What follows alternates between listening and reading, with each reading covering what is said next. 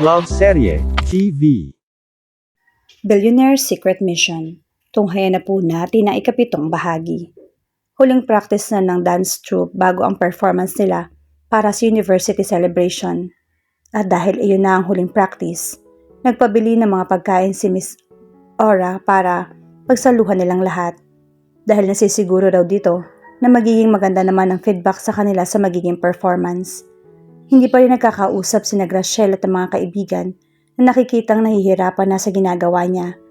Hindi naman kasi siya napipiko ng matagal at hindi nagtatagal ang hindi pagkausap sa mga ito kahit nagaano pa nila asarin. Ngayon lang nangyari iyon at kung puso ang tatanungin, nagigilty na siya.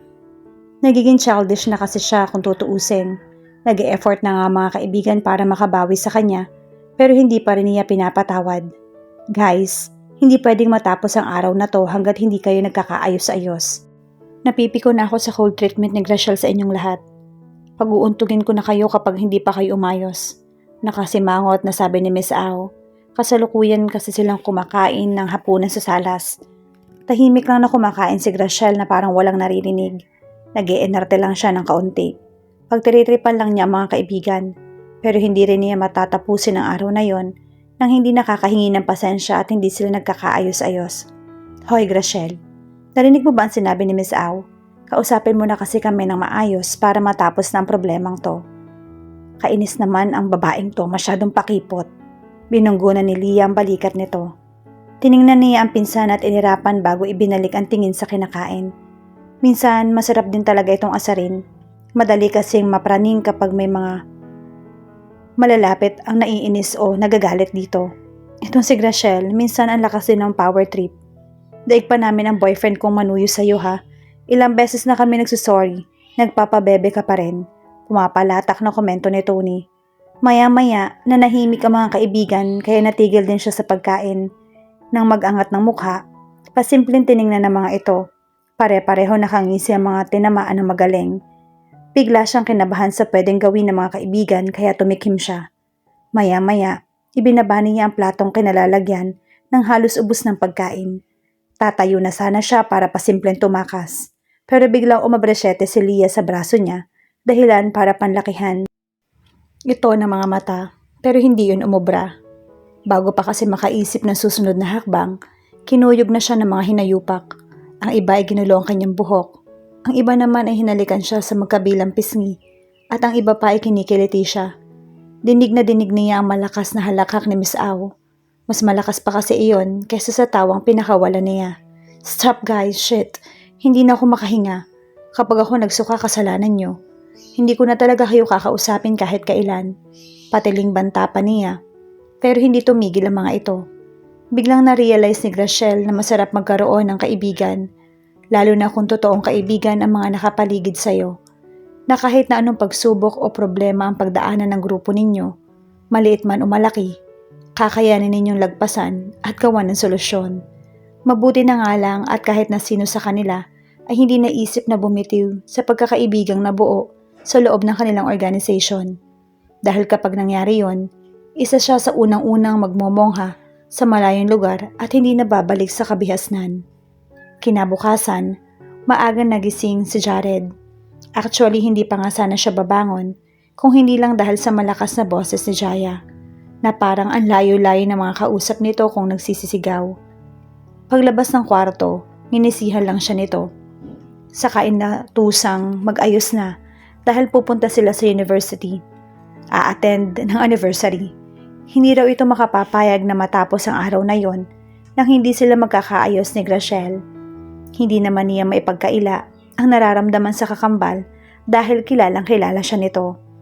Malamang magkadikit ang mga bituka at utak niyo eh. Pati yata tibok ng puso ninyo. Magkadikit din. Sabi ng isang bahagi ng isip niya. Kaya kahit na hindi komportable, sinabi rin niya kung gaano namimiss si Graciel. Kung gaano niya namimiss sa mga ngiti ng babae. Ang mga pagsusuplada sa kanya. Ang pagpunta sa university. At ang mag-bonding moment nila. Ang lahat ng tungkol dito ay namimiss niya. At ayon sa kapatid, isa lang daw ang naiisip nitong dahilan sa nararamdaman niya. Gusto na daw talaga niya si Graciel na hindi iyon maitatanggi. Hindi kasi niya alam kung anong isasagot. At isa pa, mahirap makipag-argumento kay Jaya. Bihira siyang manalo. Pagkatapos na mag-ayos ay bumaba si Jared. Nababagot na tinanggal ni Jaya na prenteng nakaupo at nadekwatro sa sofa. Ang tagal mo naman. Kapag hindi ko napanood ng live ang performance ng grupo ni Graciel, lagot ka talaga sa akin. Yeah, right. Sure. Halika na. Umalis na tayo bago mo pa ako bungangaan ng tuloy-tuloy. Pero pwede ba akong kumuha muna ng pagkain? Hirit niya. Nagrarambulan na kasi yung mga bulate niya sa tiyan. Bilang sagot ay itinaas na lamang na paper bag si Jaya. Talagang ready na mga pagkain mo dito, kamahalan. Halika na. Tumayo na ito at nauna na maglakad palabas ng bahay. Umiling-iling na lamang na sumunod siya sa kakambal. Sa buong oras ng biyahe, busy ang isip ni Jared kung paano pakikiharapan at lalapitan si Graciel. Kung ano ang gagawin niya kapag sinungitan ito o kapag hindi siya pinansin dahil naiinis pa rin sa kanya. Dahil kung totoo ang sinabi ni Jaya na gusto na nga niya si Graciel at may makita kahit kaunting sign lang na nabawasan na ang inis nito sa kanya, gagawin niya ang lahat na mapatawad lamang siya nito at magkalapit lang uli sila. Naputo lang ang pag-iisip niya nang hampasin ni Jaya sa balikat. Hindi ka na naman nakikinig sa akin. Lumilipad na naman ang isip mo sa kung saan-saan. Nabibisit na reklamo nito. Tumikhim siya. Sorry, may iniisip lang ako. Sagot niya. Maya-maya mo na siya isipin. Magkikita naman kayo, hindi ba? Intindihin mo na ang sinasabi ko. Tumawag si na mami kagabi. Uuwi raw sila dito sa Pilipinas sa isang araw kasama si Lola at ang lola ni Ate Graciel. Kaya maghanda ka na. Dapat magkaayos na kayo ni Graciel para join force kayo kapag hinarap niyo ang dalawang matanda. Parang matandang pangaral nito. Bakit ngayon mo lang sinabi sa akin na uuwi sila? Hindi makapaniwalang tanong niya. Ano ang dahilan at naisipan ng pamilya niya na umuwi ng bansa? At sino na naman kaya may pakana ng kalokohang iyon? Nasa New York ang trabaho ng mga magulang niya. Hindi basta-basta nagbabakasyon ng mga ito ng ganoon na lang. Hindi hilig ng kanyang mga magulang na basta na lang iwan ng trabaho. Huwag ka na magtaka. Siguradong si Lola ang namilit sa kanila. Hindi ka ba nasanay doon? Umiling-iling na ang kapatid niya pagkasabi niyon. Ano ngayon ang gagawin niya pagdating ng mga magulang at ng lola niya sa bansa? Ano kaya ang binabalak ng mga ito sa pag-uwi? Mahirap pa naman basahin ang isip ng lola niya. Baka mamaya may binabalak pala itong kalokohan kaya napauwi ng bansa. Hanggang sa makarating sila sa university, ay lalo nagulo ang takbo ng isip niya. This is it, guys. Let's give it this for all. Yeah, sigaw ng lahat. Naroon ang buong dance troupe sa backstage ng malaking field ng university. Malapit na ang performance nila at nagre-relax na at naghihintay na tawagin ng host. Pagod silang lahat ng araw na yon dahil kanya-kanya sila ng performance. Yun na ang kanilang last performance. At gaya ng dati, ang sabi ni Miss Au ay i-enjoy lang nila habang nasa stage. Malaki naman daw ang bilib sa kanila ng presidente ng university, kaya siguradong matutuwa daw ito sa kanila.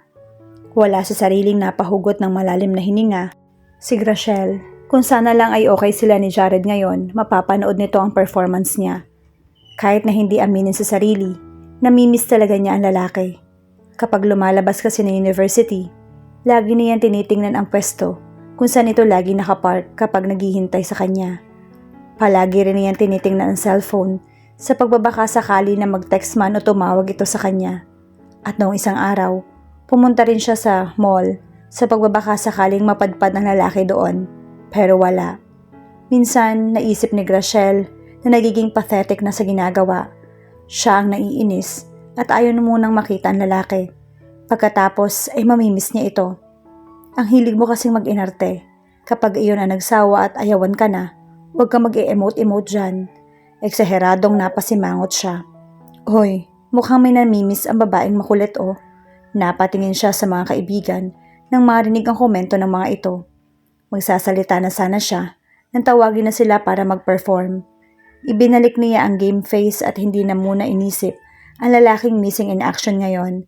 Baka magpapakita rin ito sa kanya pagdating ng lola niya sa bansa. Think positive.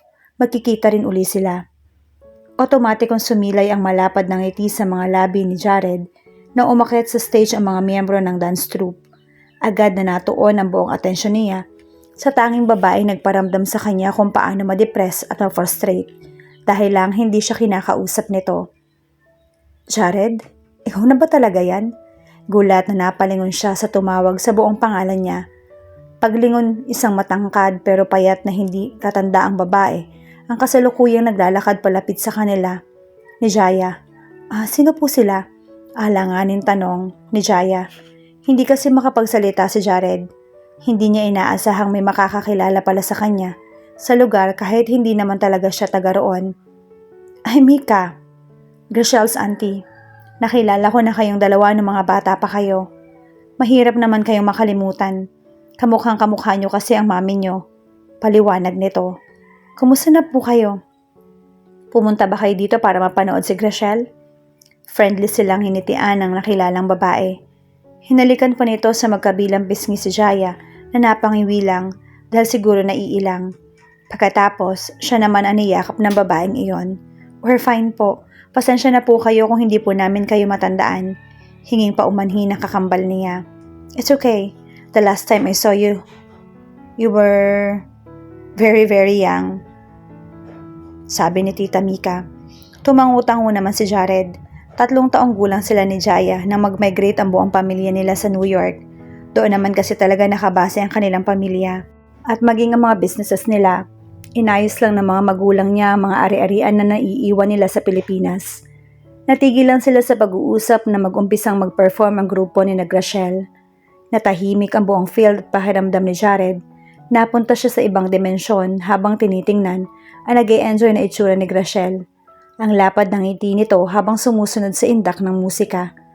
Kahit noong unang beses pa lang na mapanood na sumasayaw ang babae, namangha na siya kahit nasabihing sa mga video lang yon. Lahat ng kilalang miyembro ng University Dance Troupe ay magagaling sumayaw. Pero para sa kanya, angat ang magpinsang Leah at Grechelle.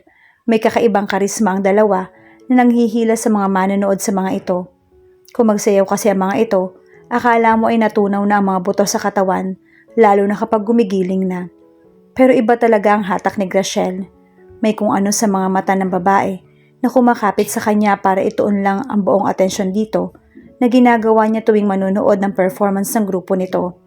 At hindi yata niya pagsasawaan iyon. Hoy kuya, huminga ka naman. Baka hindi pa kayo nagkakaayos, bumulagta ka na dyan, sabi ni Jaya. Pero hindi niya ito pinansin. Nanatiling nakatuon lang ang mga mata niya kay Grechelle. Bakit? Hindi pa ba sila nagkakaayos? Narinig niya ang tanong ng tiyahin ni Grechelle. Hindi pa po, tita. Umiiwas kasi ang kuya kong torpe. Nagalit lang sa kanya si Grechelle, nagtago na sa lungga niya. Hindi naman po siya ganyan kaduwag.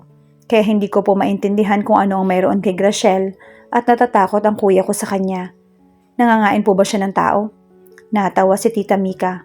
You know I like you. You're very witty. Napaatras si Jared nang biglang magtagpo ang kanilang paningin ni Grechelle. Pakiramdam niya, tumigil sa pagtibok ang puso dahil lang sa tingin nito. Hindi nangangain ng tao ang pamangkin kong yan. Kung tutuusin, mas mabait pa nga yan kaysa kay Leah. Hindi lang talaga halata. At dahil sa sinabi mo, curious din tuloy ako kung nalaman kung anong meron sa pamangkin ko at mukhang takot nga si Jared sa kanya.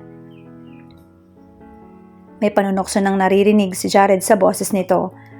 Pero bakit hindi niya maialis ang tingin kay Grechelle?